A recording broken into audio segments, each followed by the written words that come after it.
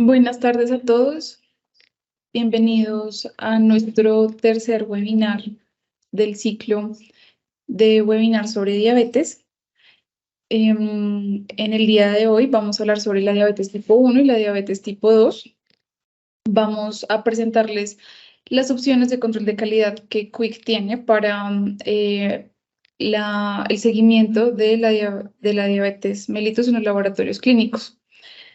Entonces, bueno, para empezar, nosotros trabajamos con control de calidad interno con Biorat. Para el analito de hemoglobina 1C del seguimiento del paciente diabético, tenemos esta referencia, el control 740. Este control tiene tres duplas de nivel 1 y tres duplas, tres duplas, una de nivel 1 y una de nivel 2.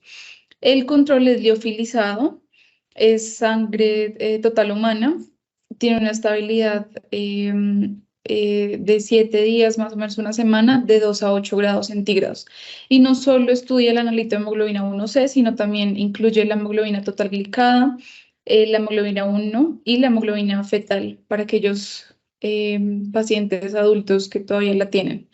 Entonces, en cuanto al control externo, nosotros tenemos nuestra propia marca de control de calidad externo llamada QAP. Tenemos el control QAP hemoglobina glicosilada. Tiene los analitos glicohemoglobina total, hemoglobina 1, hemoglobina total, hemoglobina 1C y hemoglobina F. La frecuencia de este control es bimestral e incluye 6 viales de 0,5 ml. En total son 6 muestras, entonces para un total de un año de duración del programa. Nuestro programa QAP tiene informes amigables de fácil interpretación. Quick emite los certificados de participación para los entes regulatorios que lo soliciten. Realizamos un resumen de desempeño por ronda cada vez que finaliza la ronda. Utilizamos una matriz conmutable, homogénea y estable. Utilizamos también indicadores de competencia técnica y la carga y descarga de los resultados de nuestros participantes se realizan por medio de la plataforma web QAP Online, que se ingresa por medio de nuestra página web www.quick.com.co. Incluimos también reportes subgrupo para aquellos laboratorios que tienen varias sedes y de acuerdo con el cliente podemos realizar asesoría personalizada en el análisis del reporte de este control de calidad externo. Estos ciclos son anuales y las grandes ventajas que tienen en comparación con otros programas disponibles es que el laboratorio puede iniciar en el mes que necesite, iniciar el programa de control de calidad externo. También para que tengan en mente, Quick trabaja muy de la mano con el colegio estadounidense de patólogos, el CAP, College of American Pathologists, y dentro de los programas que ofrece el CAP para hemoglobina 1C está esta opción, el GH5I. Incluye 3 envíos al año y por cada envío se envían 5 muestras de espécimen sangre total liofilizado, un volumen de 3 ml. O también para los laboratorios que quieren evaluar la linearidad de la prueba de hemoglobina 1C, el CAP también nos ofrece esta opción de LN15. Aquellos laboratorios que quieran trabajar junto con el CAP, por favor tengan en mente a Quick como un aliado para facilitar toda la comunicación con ellos, la orden de compra, la estabilidad de los controles, en fin. Entonces, bueno, pues con este abrebocas damos inicio al webinar de hoy. Nuevamente, diabetes tipo 1, diabetes tipo 2, una pandemia que ha afectado y que ha aumentado su prevalencia cada año a nivel mundial. El speaker de hoy, el doctor Daniel Ruiz, médico de la Universidad de los Andes.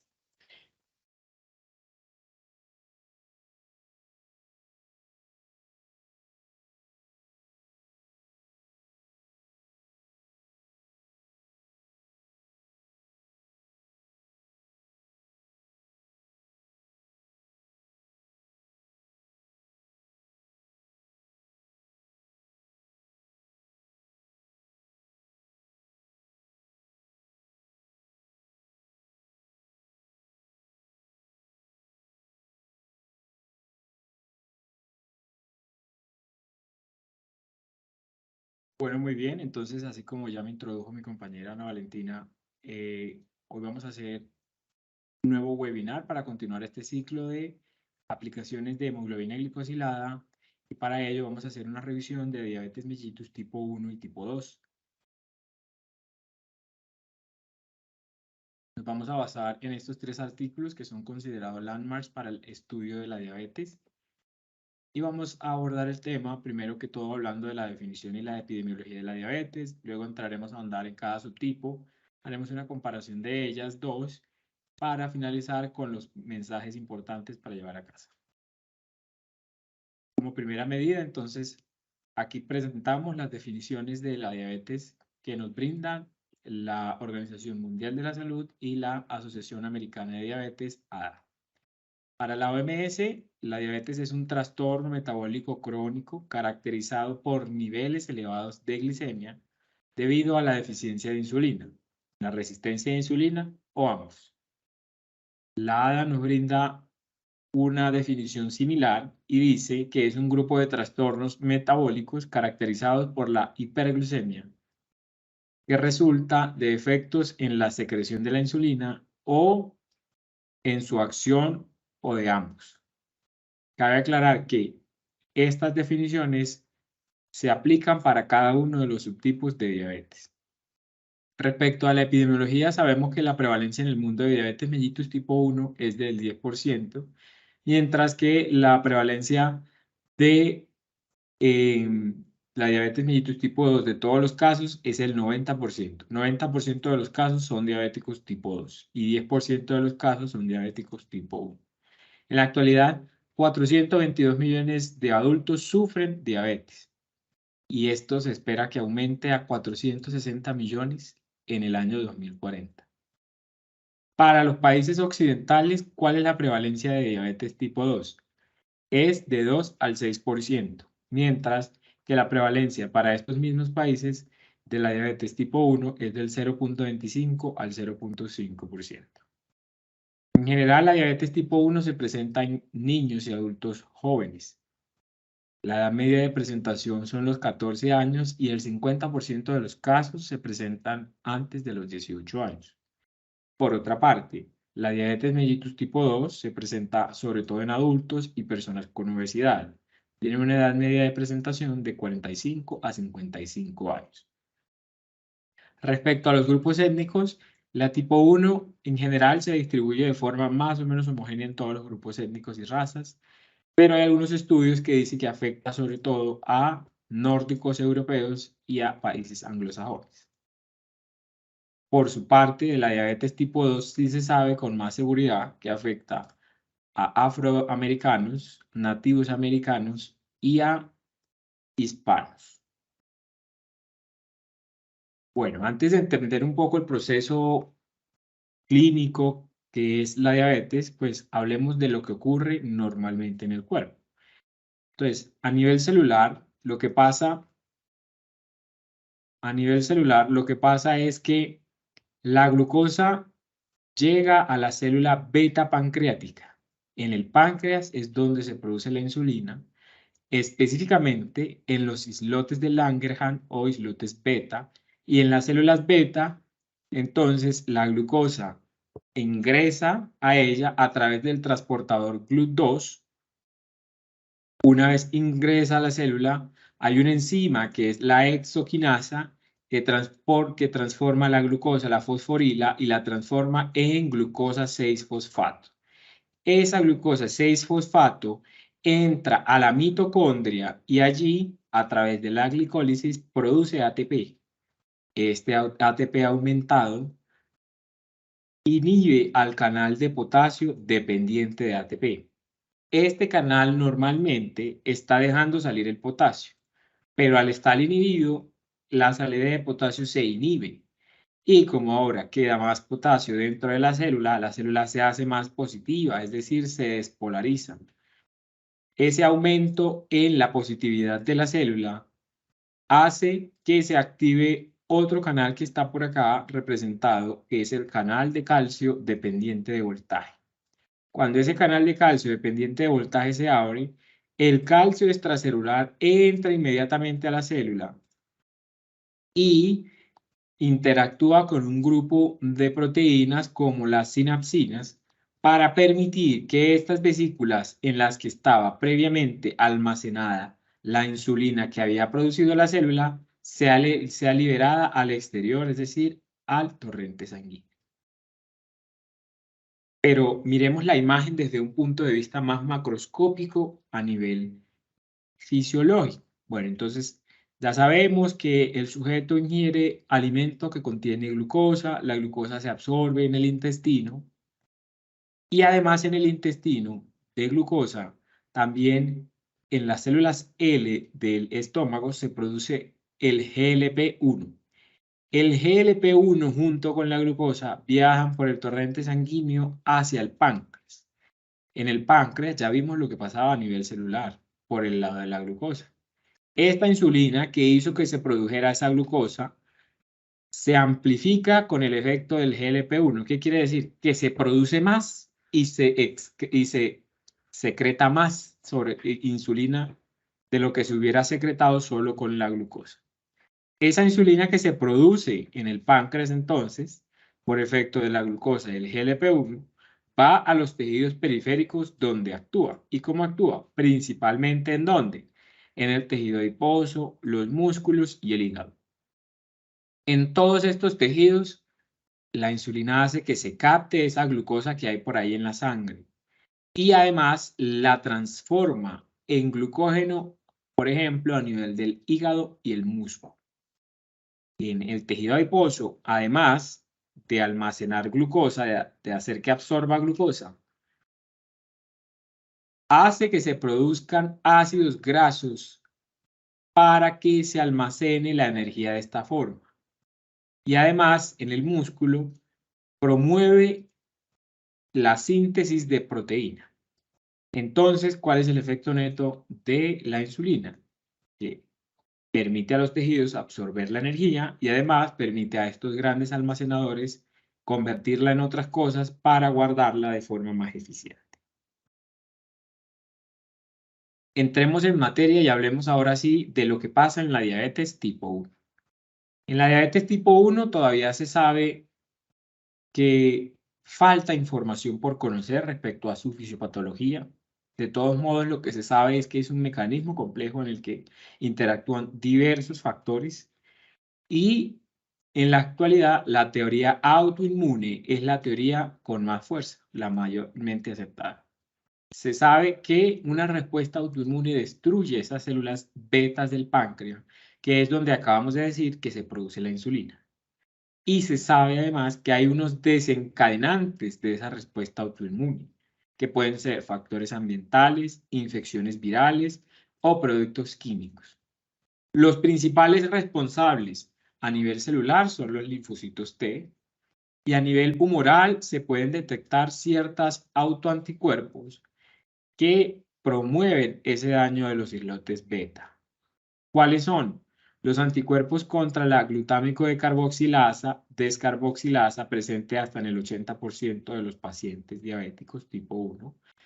Los anticuerpos contra la tirosina fosfatasa presente hasta en el 75%. Los anticuerpos antiinsulina presente hasta en un 25%. Y los anticuerpos contra la proteína de unión al zinc también presente en un 50 a 75%. Esta ilustración tan detallada lo que planea es profundizar un poco en estos eventos fisiopatológicos que ocurren para que se produzca la diabetes tipo 1. ¿Y qué hay aquí? Por un lado tenemos un hueso que representa la médula ósea, el sitio donde se producen las células inmunitarias, en este caso los linfocitos T. Tenemos el intestino en el cual está el páncreas y aquí se representan unos factores externos como son infecciones, sustancias químicas, productos compuestos químicos, que por un lado se almacenan en el páncreas como productos antigénicos y por otro lado activan a las células presentadoras de antígeno, quienes en el timo, véanlo acá, se encargan de madurar a esos linfocitos T con esa información que le presentan esas células presentadoras, los maduran, y esos linfocitos T pues viajan a través de los ganglios linfáticos hacia el páncreas. Y recordemos que ¿quién estaba allá? Pues los desencadenantes en forma de antígenos. Entonces, estos linfocitos T, estos macrófagos, atacan a esos desencadenantes, pero a su paso, además, destruyen los islotes beta pancreáticos y el resultado, pues, es la diabetes mellitus tipo 1. Hablando un poco de las manifestaciones clínicas, sabemos que en general la diabetes tipo 1 presenta un curso agudo. ¿Eso qué quiere decir? La persona venía bien, el niño o el joven venía bien y de repente se enferma. No es que eso se le vaya presentando gradualmente a lo largo de su vida, sino que él estaba bien, tuvo una infección, digamos una diarrea, una infección respiratoria, y de repente a la siguiente semana se enferma. ¿Y qué presenta? Presenta poliuria, que es la necesidad excesiva de orinar varias veces al día, frecuentemente, pérdida de peso que no se explica pese a la ingesta adecuada de alimentos, fatiga, cansancio todo el tiempo, que no se explica por un esfuerzo, polidipsia, que es la necesidad de tomar agua, líquidos frecuentemente, sed. Náuseas y vómito también son otros síntomas. Dolor abdominal también son otros síntomas. Y vean acá este acrónimo que es CAD, cetoacidosis diabética. La cetoacidosis diabética es una complicación aguda de hiperglicemia. Hasta el 50% de los pacientes que no tenían diabetes debutan con diabetes tipo 1 de una vez con la complicación cetoacidosis diabética. Y la cetoacidosis diabética, como su nombre lo indica, se caracteriza por una hiperglicemia, generalmente una glucemia mayor a 250 miligramos por decilitro, una acidosis, que es con un pH menor a 7,3 y un bicarbonato menor a 15, y la presencia de cuerpos cetónicos. Otros indicios de diabetes mellitus son esas personas que tienen cicatrización muy lenta, que se demoran en cicatrizar, que tienen infecciones recurrentes o que, por ejemplo, tienen visión borrosa. La diabetes de forma aguda puede generar edema en la córnea y el cristalino. Miren esta tabla bien interesante que es tomada de un estudio en el cual se presentan los síntomas clásicos de diabetes tipo 1. Aquí están poliuria, polidipsia, pérdida de peso, fatiga, nicturia, cetoacidosis diabetes, están todos los síntomas. Nos dicen la frecuencia de esos síntomas, nos dice la frecuencia de esos síntomas respecto a los sexos, hombre y mujer, la frecuencia de esos síntomas respecto a grupos etarios, menores de 5 años, de 5 a 10 años, de 11 a 15 años, mayores de 15 años. Y además nos muestra cuánto puede durar ese síntoma antes de que se diagnostique a la persona con diabetes tipo 1. En general, la poliuria es la más frecuente, es decir, orinar frecuentemente. Luego la polidipsia, es decir, tomar mucho líquido todo el día, tener sed todo el día. La pérdida de peso, la fatiga son las más frecuentes. Pero vean aquí lo que habíamos dicho, hasta casi que un 50% de esos pacientes pueden tener cetoacidosis diabética en el debut. Respecto a las diferencias entre hombres y mujeres, en general, si analizamos la tabla, se ve que las frecuencias se comportan similar en hombres y mujeres, siguen el patrón general y, sobre todo, hombres y mujeres presentan poliuria, polidipsia, pérdida de peso, fatiga. Respecto a la edad, sí cabe recalcar una cosa, y es que los niños menores de 5 años se pueden presentar con frecuencia con deshidratación, fiebre, diarrea, aquí está, etcétera. Mientras que los jóvenes o niños más grandes, mayores de 15 años, adolescentes ya, se presentan con las 4P clásicas: poliuria, polidipsia, polifagia, pérdida de peso. Para el diagnóstico, la Asociación Americana de Diabetes dice que se tienen que cumplir 3 criterios. Por un lado, la persona debe tener síntomas clásicos de diabetes. Ya sabemos, ya lo repetimos un montón de veces, las 4P. Por otro lado, debe tener hiperglicemia. Y esa hiperglicemia se diagnostica o se evidencia con una glucosa en ayunas que debe estar mayor a 126 para ser considerado hiperglicemia. Debe tener una glucosa aleatoria mayor a 200 para ser considerada hiperglicemia. Recordar que la glucosa aleatoria es esa que, por ejemplo, se le toma a un paciente que fue a urgencias e independientemente de que haya comido, nunca debe estar por encima de 200, debe ser menor a 200. Y además de estos dos criterios, debe tener el tercer criterio de la prueba confirmatoria. La prueba confirmatoria debe ser con una hemoglobina glicosilada que para que sea diabetes debe arrojar un valor mayor o igual a 6.5% o una PTOG, que es una prueba de tolerancia oral a la glucosa que se hace con una carga de 50, de 75 o de 100, dependiendo de las guías y dependiendo del grupo. De pronto más adelante mencionamos un poco algo más sobre esta prueba.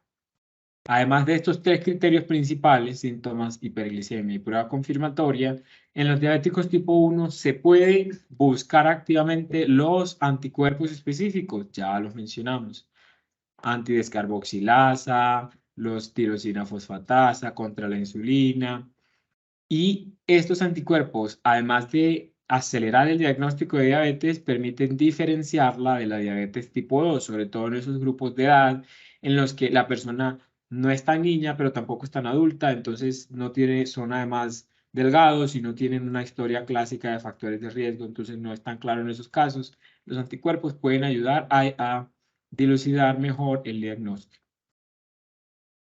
Hablemos del manejo. Aquí se presenta un paralelo de los pilares del manejo que consideran tanto la ADA como la OMS. En general son similares, cambian más o menos en el orden, pero incluyen lo mismo. Por un lado, el control de la glicemia es supremamente importante porque es el aspecto que permite prevenir la aparición y desarrollo de las complicaciones crónicas y agudas. La insulina es un pilar fundamental en los diabéticos tipo 1. ¿Por qué? Porque esa respuesta autoinmune que dijimos que ocurría destruye por completo o casi por completo los islotes beta y en consecuencia estos pacientes tienen un déficit absoluto o casi absoluto de insulina. Entonces hay que reponerles la insulina de forma constante a lo largo del día. Estos pacientes deben ser educados. ¿En qué? Pues en su enfermedad. Deben conocer la naturaleza de su enfermedad, deben conocer la insulinoterapia, deben conocer estilos de vida saludable, que ya vamos a hablar de ellos. A estos pacientes hay que controlarle los lípidos y la presión arterial y estos pacientes se deben vacunar. Los objetivos específicos, por ejemplo, la glicemia para la ADA se sigue con la hemoglobina glicosilada o la hemoglobina en ayunas y no debe estar nunca la en ayunas mayor a 126 para la ADA, mayor a 110 para la OMS. La hemoglobina glicosilada no puede estar mayor a 7% para la ADA y para la OMS debe ser menor a 6.5%.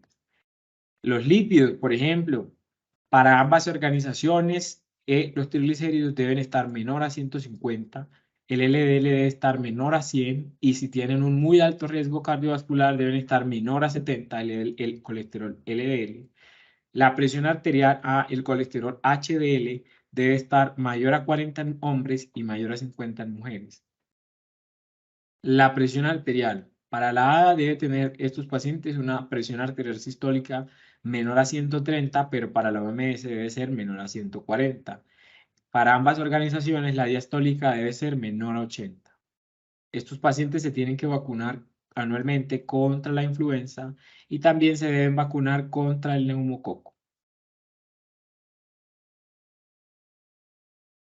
Entrando en específico a hablar sobre insulinas, que dijimos que era uno de los pilares fundamentales, no pretendemos aquí presentar la insulinoterapia de forma exhaustiva, pero sí dar un cuadro general de cómo se maneja la insulinoterapia. Y lo primero que se tiene que decir es que es un manejo individualizado de acuerdo a las necesidades de cada paciente. Y en esto sí que se cumplen porque no todos los pacientes tienen el mismo requerimiento de insulina, porque no tienen el mismo hábito corporal, porque no realizan la misma cantidad de actividad física, porque no comen lo mismo, algunos comen más, otros comen menos, entonces debe ser individualizada. La dosis total de insulina se puede calcular multiplicando 0.5 a 1 unidades internacionales de insulina por kilogramo de peso y luego se divide en dos partes, una insulina basal y una insulina polo.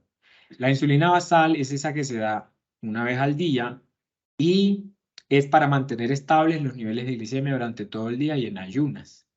Mientras que la insulina en bolo es la que se da con las comidas y, así como ya lo sospechan, esa busca controlar el pico de insulina que se produce el pico de glucosa que se produce con cada comida.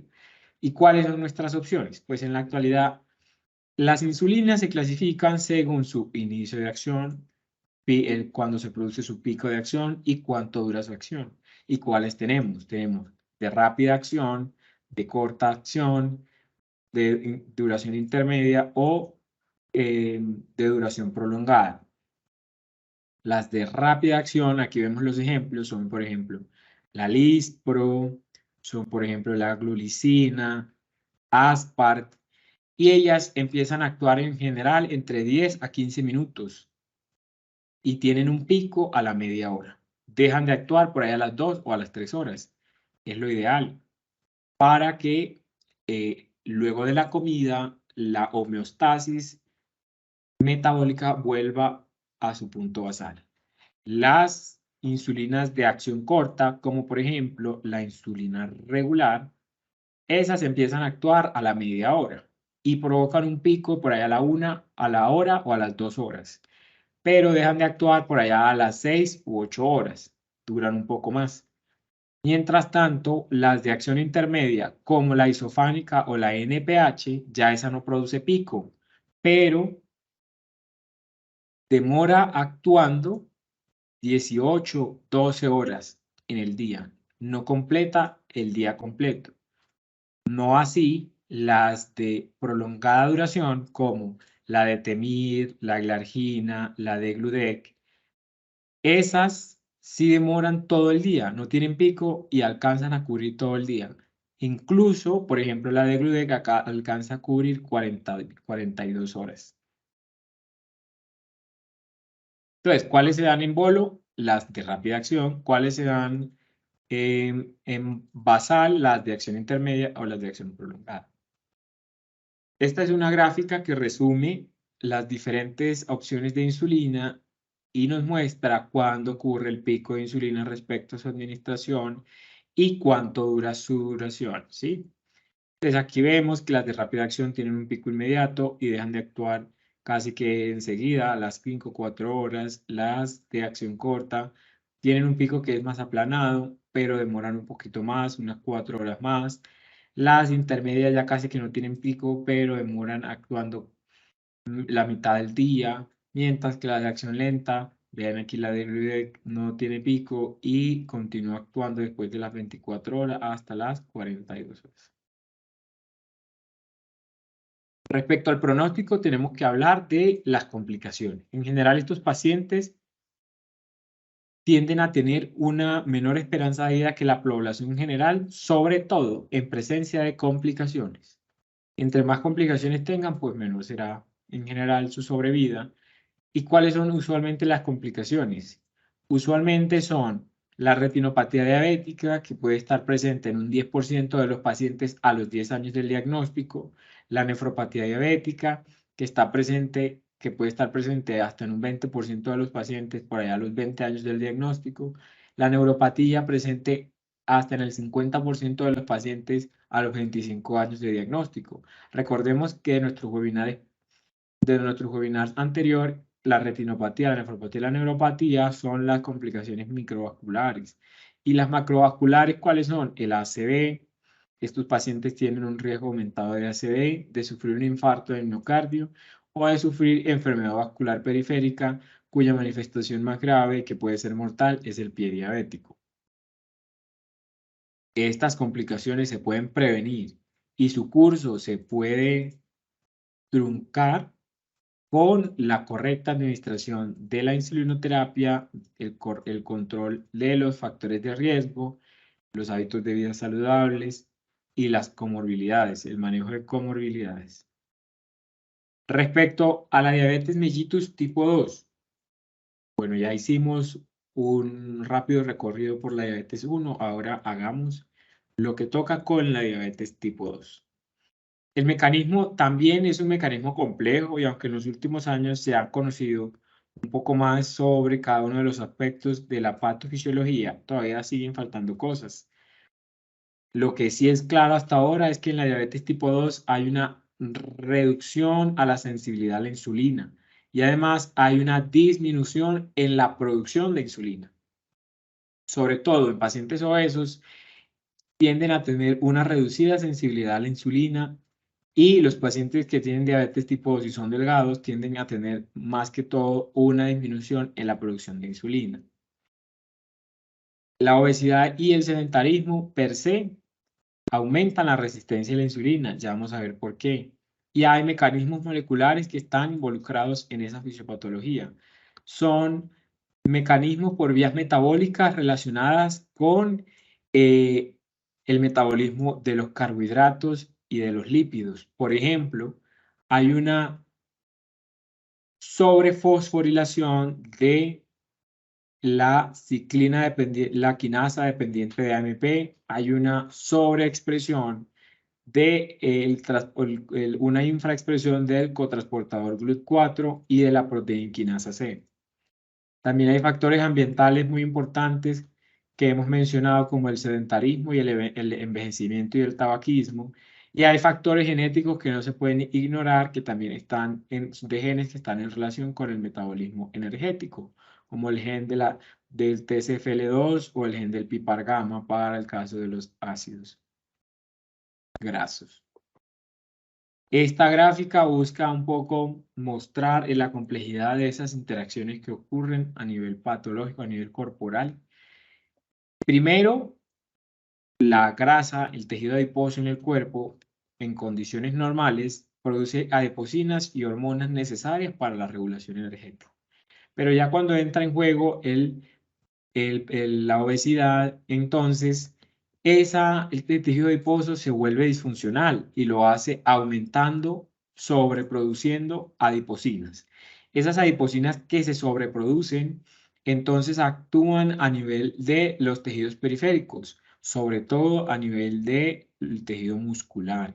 ¿Y qué hace ahí? Hace que ese tejido sea menos sensible a la insulina. La insulina no puede tener el mismo efecto que siempre hubiera tenido en ese músculo y por consecuencia ese músculo tiene menor capacidad para absorber la glucosa de la sangre. Como tiene menor capacidad, entonces en general el cuerpo sensa como que hay una falta de energía porque el músculo, los tejidos periféricos no son capaces de tomar esa energía de la sangre. Y como sensa que hay una falta de energía, pues lo que hace es generar su propia fábrica de energía. ¿Y esto cómo lo hace? Pues en el hígado rompe ese glucagón que teníamos guardado, ese glucógeno que teníamos guardado, lo rompe y produce glucosa a partir de ese glucagón y además produce lipólisis para liberar más energía. Entonces, ¿cuál es la suma de estos efectos? Que hay una hiperglicemia. Eso es un círculo vicioso que cronifica la hiperglicemia. ¿Y qué pasa con esa hiperglicemia? Pues el páncreas responde, el páncreas es el encargado, entonces responde ¿cómo? Aumentando su producción de insulina. Ese aumento de la producción de insulina, sobre todo en los estadios iniciales, es efectiva bajando esa hiperglicemia, pero ¿qué pasa? Que la célula beta pancreática en un punto se cansa y deja de producir insulina o suficiente insulina. Entonces, problema, hay un aumento en la cantidad de glucosa que hay de vía externa y de vía interna y hay un déficit en la producción de insulina. Y así es como se produce la diabetes tipo 2. ¿Cuáles son los factores de riesgo? Pues los factores de riesgo debemos mencionarlos en la diabetes tipo 2 porque algunos de ellos son prevenibles, de manera que esto deja sentado el hecho de que la diabetes tipo 2 puede llegar a ser prevenible.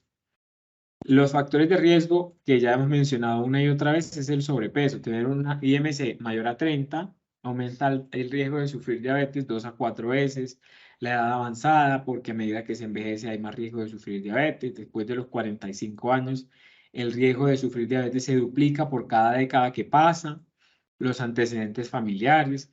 Si una persona tiene un familiar de primer grado como padre o madre o un hermano con diabetes, tiene un riesgo de 2 a 4 veces de también tener diabetes, el bajo nivel de actividad física, la presión arterial alta, las pacientes hipertensas tienen un riesgo 60% mayor de tener diabetes, la dieta no saludable en relación con el sobrepeso y además en relación con el metabolismo de los lípidos, la hipertrigliceridemia aumenta el riesgo de diabetes 30%, la hipercolesterolemia aumenta el riesgo de diabetes 30%, el origen étnico, porque ya vimos que para hispanos, afroamericanos, nativos americanos el riesgo es mayor, los antecedentes de diabetes estacional, porque las mujeres que en sus embarazos han tenido diabetes tienen un mayor riesgo de sufrir diabetes en el resto de su vida.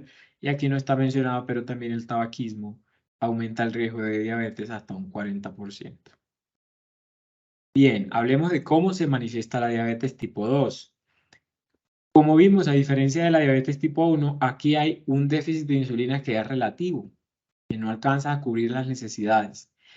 Y como tal, el curso de la diabetes es más bien crónico. La persona puede pasar varios años antes de darse cuenta que tiene diabetes tipo 2 o de presentar síntomas.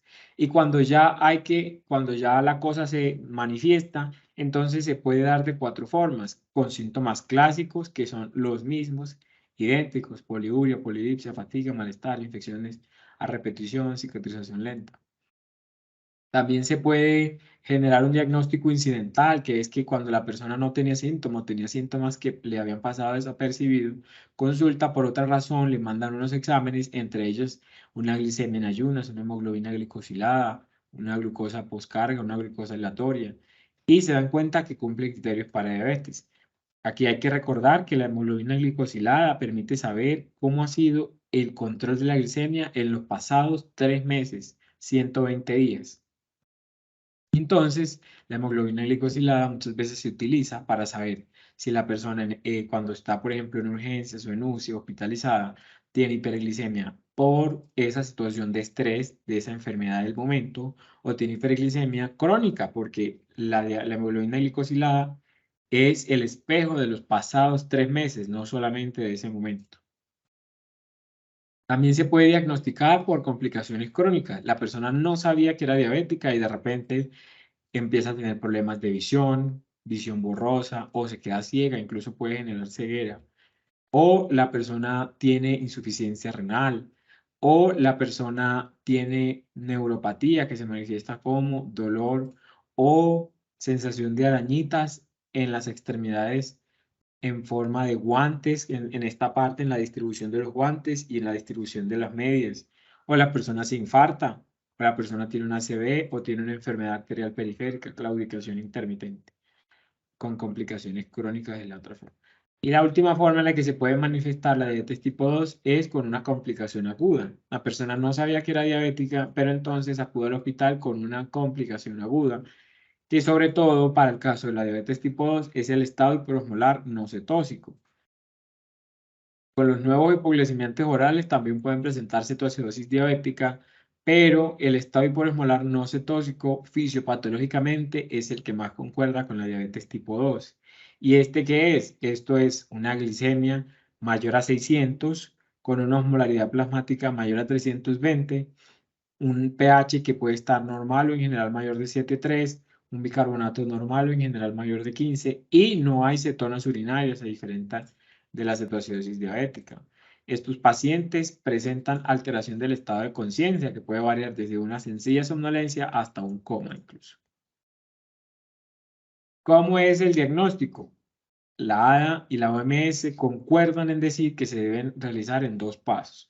Primero, comprobar la hiperglicemia a través de una glicemia en ayunas que debe estar mayor a 126, repito, una glicemia postcarga de 75 gramos que debe estar mayor a 200, una glicemia aleatoria que debe estar mayor a 200 para cumplir criterios de diabetes. Y el segundo paso es la prueba confirmatoria, que de nuevo puede ser una hemoglobina glicosilada, que puede ser que debe estar mayor a 6.5, una glicemia en ayunas, que debe estar mayor a 126 otra vez, y una glicemia postprandial, que debe estar mayor a 200. Aquí ya no hay ninguna utilidad de autoanticuerpos.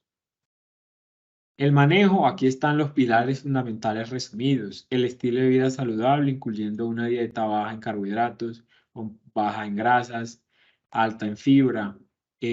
La realización de actividad física diaria, 150 minutos moderada intensa semanal. El cese del tabaquismo. Todas esas recomendaciones son estilos de vida saludable. El control de la glicemia, que de nuevo para la ADA se hace con la glicemia en ayunas, la glicemia postprandial o la hemoglobina glicosilada.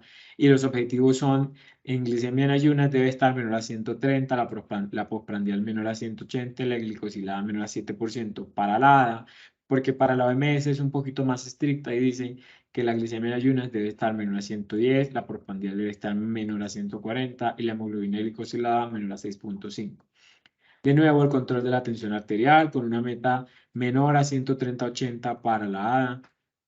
Los lípidos con un objetivo de LDL menor a 100 o menor a 70 si tiene muy alto riesgo cardiovascular, la pérdida de peso, el uso de los hipoglicemiantes orales. Entonces ya vemos que aquí no se menciona la insulina de primera, sino los hipoglicemiantes orales.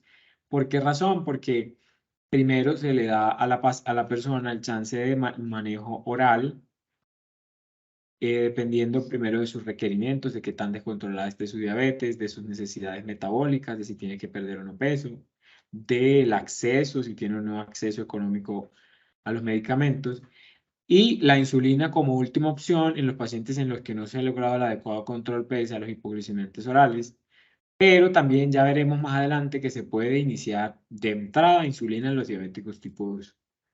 El monitoreo, el automonitoreo que se debe hacer con glucometrías frecuentes en el día, autorrealizadas por el paciente, y la educación de nuevo como en la diabetes tipo 1.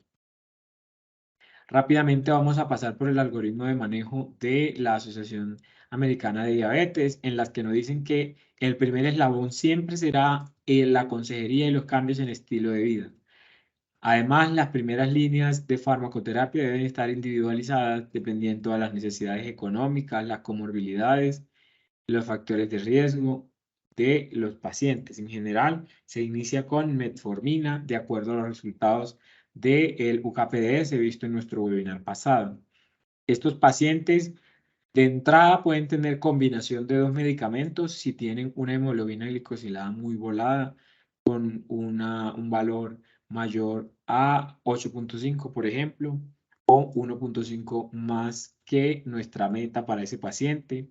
O estos pacientes de entrada también pueden tener insulina si tienen una crisis hiperglicémica con una glicemia mayor a 300, si tienen una hemoglobina glicosilada de entrada mayor a 10%, o si tienen signos de catabolismo, que es, por ejemplo, que estén emaciados, que tengan sarcopenia.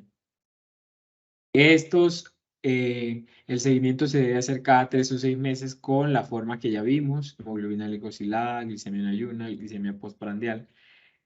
Y hay que tener en cuenta lo siguiente para avanzar en la escalera. Si el paciente tiene enfermedad cardiovascular establecida, si el paciente tiene falla cardíaca o si tiene enfermedad renal crónica. Aquí hay unas recomendaciones específicas de medicamentos que se deben implementar porque tienen evidencia en aumentar la sobrevida de estos pacientes. No vamos a andar en esto porque no es el objetivo de este webinar. Si estos pacientes, para avanzar en su escalera, no tienen enfermedad renal crónica o enfermedad cardíaca o enfermedad cardiovascular establecida, pero aún no cumplen los objetivos de glicemia, pues entonces hay que adicionar una terapia.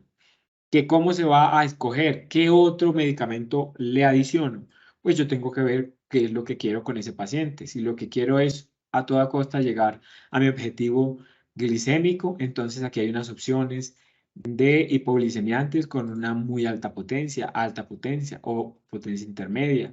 Si lo que quiero en este paciente es hacerlo perder peso, entonces hay unas opciones con potencia o eficacia para perder peso muy alta, intermedia. Si lo que tengo es un paciente con problemas económicos, que no tiene acceso, no tiene aseguramiento, no tiene los medios para comprar el medicamento. Entonces aquí están unas opciones que nos dicen de economía, que son más económicas en general, que debo utilizar. Entonces los pacientes, los agentes específicos también deben incluir las comorbilidades, los antihipertensivos, los hipoglucemiantes y demás.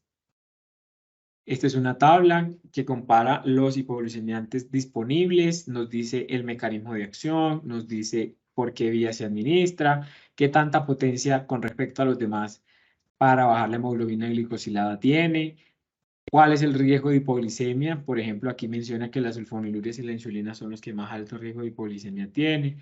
¿Cuál es el efecto en la pérdida de peso? Por ejemplo, se refiere que estos, por ejemplo, el GLP-1, los agonistas GIP y los anti-GLP-1 son los que mejor efecto tienen para perder peso, pero por ejemplo la insulina es la que más hace ganar peso. Del costo, por ejemplo, aquí también en concordancia muestra cómo los más efectivos para disminuir la insulina, para perder peso, para disminuir la hemoglobina glicosilada, son también los más costosos y vean que están disponibles solamente por vía subcutánea. Finalmente, el pronóstico de estos pacientes, los diabéticos tipo 2, pues ellos pueden tener una reducción en su esperanza de vida de 5 a 10 años, también lo mismo, si tienen presencia de complicaciones micro-macrovasculares, estos pacientes tienen 2 a 4 veces más riesgo de sufrir ACV, infarto, enfermedad vascular periférica. La mitad de estos pacientes en un tiempo de diagnóstico ya tienen neuropatía, casi la mitad tiene nefropatía y un 30% puede llegar a tener retinopatía. Una breve comparación de ambas. Entonces, para hacer un gran resumen de todo esto que hoy hemos aprendido, recordemos que el inicio, la manifestación inicial de la diabetes tipo 1 es abrupta, es aguda. La persona estaba bien, de repente se enfermó y se le diagnostica la diabetes, mientras que los tipo 2 pueden durar muchos años sin diagnosticarse porque no tienen síntomas o los síntomas pueden aparecer de forma gradual. La edad de aparición en diabéticos tipo 1 es sobre todo en niños, diabéticos tipo 2 sobre todo son adultos, el hábito corporal de los diabéticos tipo 1 sobre todo son delgados, pero los diabéticos tipo 2 sobre todo tienen obesidad o sobrepeso. La cetoacidosis es una complicación común de la diabetes tipo 1, pero es rara en la diabetes tipo 2. Los autoanticuerpos están presentes en la diabetes tipo 1, ausentes en la tipo 2. La insulina endógena, si cogiéramos y le midiéramos a un paciente la insulina, los tipo 1 no tendrían insulina en sangre o tendrían muy bajos niveles de insulina en sangre, mientras que los diabéticos tipo 2, ya vimos la fisiopatología, la tendrían normal o aumentada. En el caso de que, por ejemplo, un gemelo tuviera diabetes tipo 1, la probabilidad de que su otro gemelo tenga diabetes tipo 2, tipo 1 es del 50%, pero si ese gemelo en lugar tiene diabetes tipo 2, la probabilidad de que su gemelo tenga diabetes tipo 2 es del 90%. Y por último, la prevalencia de todos los casos en el mundo de diabéticos, el 90% van a ser diabéticos tipo 2 y el 10% diabéticos tipo 1. El mensaje importante de este webinar también viene siendo que la hemoglobina glicosilada sirve para diagnosticar la diabetes y para hacer seguimiento de la diabetes. Estas dos son las entidades encargadas de estandarizar los resultados de la hemoglobina glicosilada respecto al DSCT, al EDIC y al UKPDS que ya vimos en los webinars pasados y que en el mundo los laboratorios que se certifica NGSP sobre todo utilizan el método Bioran. Aquí vemos que el 65% de ellos. Las referencias utilizadas y no olviden que si tienen dudas adicionales al webinar de hoy nos pueden contactar a través de estos métodos, estas redes. Ya. Según la data de la OMS, ¿hasta cuándo es aconsejable el límite del lado de glicemia en ayuda para poderle suministrar la carga de glucosa? Bueno, en general la carga de glucosa lo que busca es demostrar la intolerancia a los hidratos de carbono. Sí, entonces decía que la lógica de esta pregunta o la lógica más bien de la respuesta tiene que ver con que la prueba de tolerancia a la glucosa busca demostrar de forma objetiva que la persona es intolerante a los carbohidratos y lo hace con una dosis estandarizada de glucosa. Entonces, Yo intento probar esto, pero si en mi situación el paciente ya tiene una evidencia de una crisis hiperglicémica activa, está sintomático franco de hiperglicemia, y yo le tomo una glucometría, una glicemia en ayunas, y tiene la glicemia para algunas guías en 140, para otras guías en 200, yo no puedo suministrarle la carga oral porque le voy a empeorar activamente yo su problema de hiperglicemia. Y pues recordemos que en medicina uno de los principios básicos es no hacer daño, no provocar más daño. Entonces esa sería la respuesta. Les queremos presentar nuestro portafolio de productos y servicios de QuickSAS. Este portafolio lo encuentran en nuestra página web www.quick.com.co. Dentro de las soluciones que tiene QuickSAS para el apoyo del diagnóstico y el seguimiento de la diabetes, están también nuestros analizadores de hemoglobina 1C. Nosotros trabajamos con Bio-Rad. Como se mencionó en la charla, Bio-Rad fue uno de los...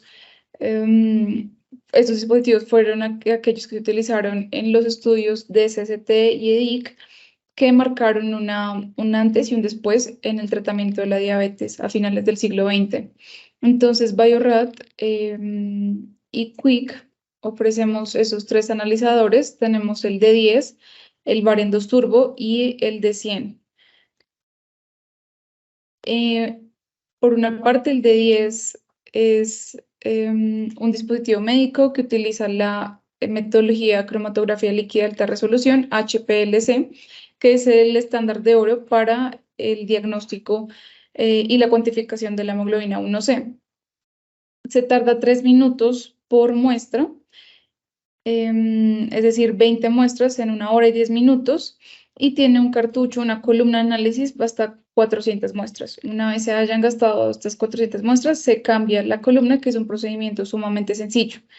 Tiene la capacidad de analizar hasta 10 muestras por corrida en un solo rack. Utiliza sangre total, no es necesario destapar los tubos, y determina también las 4 hemoglobinopatías más comunes: la hemoglobinopatía S, la C, la D y la E. Además, no presenta interferencia en el resultado de hemoglobina 1C en caso de que el paciente tenga estas hemoglobinopatías. Esta metodología es certificada por la NGSP y la IFSC. Tenemos también el Varian 2 Turbo, es el hermano mayor del D10, utiliza la misma metodología, HPLC, que recordemos es el estándar de oro para el seguimiento de la hemoglobina 1C. Es más rápido, se demora 97 segundos por muestra para un total de hasta 40 muestras en 1 hora. Y el cartucho, la columna dura 2.500 muestras. Entonces, para laboratorios que tengan mayor volumen de análisis de pacientes con diabetes o que deban realizarse la hemoglobina 1C. Tiene la capacidad de analizar hasta 100 muestras de corrida. Igual que el de 10, utiliza sangre total, no es necesario destapar los tubos, y no tiene interferencias por las hemoglobinopatías S, C, D y E. Además, pues las detecta. Es una metodología que está certificada por la NGSP y por la IFSC. Y por último, les presentamos nuestro equipo de 100. Igual que los anteriores, utiliza la metodología HPLC. Tiene una velocidad de 45 segundos por muestra para un total de 80 muestras en 1 hora. Y el cartucho, la columna, se cambia cada 10.000 inyecciones. También tiene capacidad de hasta 100 muestras por corrida. No requiere destapar los tubos, utiliza sangre total y no va a tener interferencias con las hemoglobinopatías más comunes. Es una metodología certificada por la NGSP también y tiene dentro de sus ventajas un sistema advisor, es decir, un sistema que le aconseja al usuario la validación de los resultados. Entonces, el propio dispositivo médico evalúa los criterios de validación del cromatograma y sugiere que se valide este resultado o no se valide. Tiene una pantalla integrada que es táctil, lo cual ahorra espacio en los laboratorios de alto volumen. Aquí entonces presentamos un ejemplo de los resultados que nos arrojan estos dispositivos médicos. El cromatograma, que es pues la gráfica que resulta de la cromatografía líquida de alta resolución. En este caso, al lado derecho superior vemos el cromatograma, en el eje X el tiempo, 1.5 minutos, y en el eje Y el porcentaje de hemoglobina 1C. Entonces, este pico que vemos sombreado corresponde al pico de hemoglobina 1C, es un pico simétrico. Y a la mano izquierda vemos entonces la tabla con los resultados de cada una de las hemoglobinas que el dispositivo identifica. Vemos que en este paciente nos dio un resultado de 5.5%, entra dentro del rango pues, de paciente no diabético. Y esto corresponde a que el 5.5% del área bajo la curva del cromatograma corresponde al pico de hemoglobina 1C. Aquí abajo vemos, por ejemplo, un caso de un paciente que tiene una hemoglobinopatía C y que es detectada por medio de nuestro variant turbo. Entonces, igual vemos cada uno de estos picos corresponde pues a la hemoglobina 1A, hemoglobina 1B, hemoglobina fetal, el pico sombreado, la hemoglobina 1C. Al final vemos la subcero y después de estos vienen las variantes de hemoglobina. En este caso, aquí se ilustra el pico C, que corresponde a aquel paciente que tiene una hemoglobinopatía C. Y bueno, pues aprovechar también para invitarlos a nuestro cuarto webinar de este ciclo de diabetes. Se realizará el próximo jueves 18 de mayo sobre diabetes gestacional a las 6 p.m. hora Colombia, Perú, Panamá y Ecuador, a las 5 de México, 8 p.m. en Argentina y Uruguay, y a las 7 p.m. de Chile. Este webinar sobre diabetes gestacional tiene en cuenta que la prevalencia de este tipo de diabetes ha venido en aumento asociado a la epidemia mundial de obesidad. Recordar que la diabetes durante el embarazo aumenta el riesgo tanto para la madre como para el feto y puede llevar a ciertas complicaciones como anomalías fetales, preeclampsia o incluso abortos espontáneos. La diabetes gestacional también será un factor de riesgo para obesidad, hipertensión y diabetes tipo 2 en la descendencia. Entonces, bienvenidos, pues invitados a este webinar sobre diabetes gestacional. Tenemos entonces en el chat otras preguntas para dar respuesta. Entonces nos preguntan, ¿el resultado de la glucosa y la hemoglobina glicosilada son directamente proporcionales? Es decir, siempre que se tiene glucosa elevada, la hemoglobina glicosilada debe ser alta.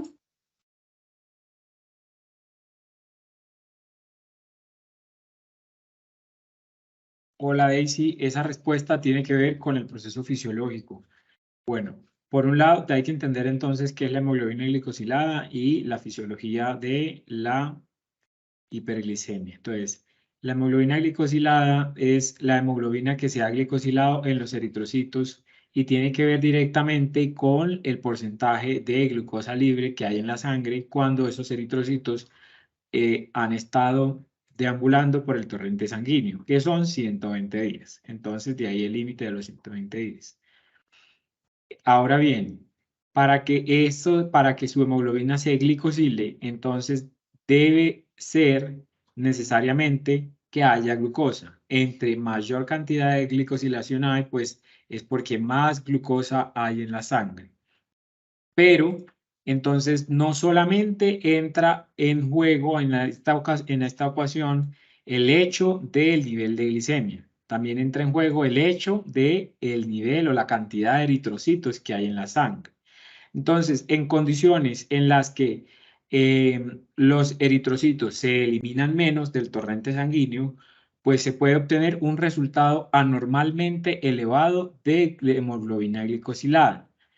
Quiere decir que en estas condiciones, por ejemplo, de hipofuncionalidad del vaso, que es donde se eliminan los eritrocitos, en esas condiciones, Entonces, pueden haber falsos positivos de hiperglicemia con hemoglobina glicosilada.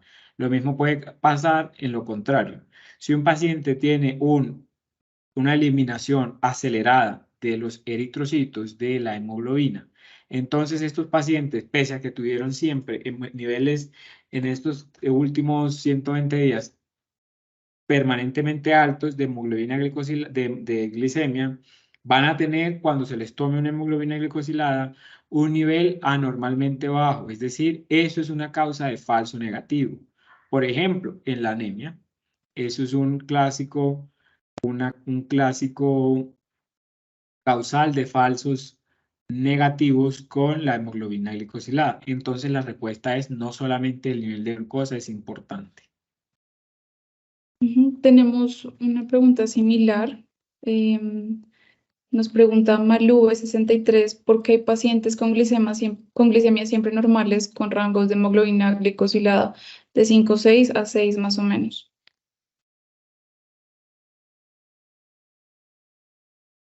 Puede mostrar la pregunta para leerla y tratar de entenderla mejor. Es decir, está preguntando que por qué el nivel de hemoglobina glicosilada normal es de 5,6 a 6,4. Porque hay pacientes que tienen una glicemia normal, pero sus rangos de hemoglobina glicosilada están de Está 5,6 alta. a 6. Ya vi. Está alta. O sea, la glicemia normal, pero su hemoglobina glicosilada está alta. Muy bien. Esa es una excelente pregunta y de varias causas. Una es directamente la respuesta que di anterior, causas que generen que no se estén eliminando adecuadamente los eritrocitos. Y otra causa pueden ser medicamentos. En la actualidad se sabe que, por ejemplo, las tiazidas, como la hidroclorotiazida, permiten o favorecen este efecto de la hiperglicemia, que sobre todo en esos pacientes se manifiesta como una hemoglobina glicosilada alta.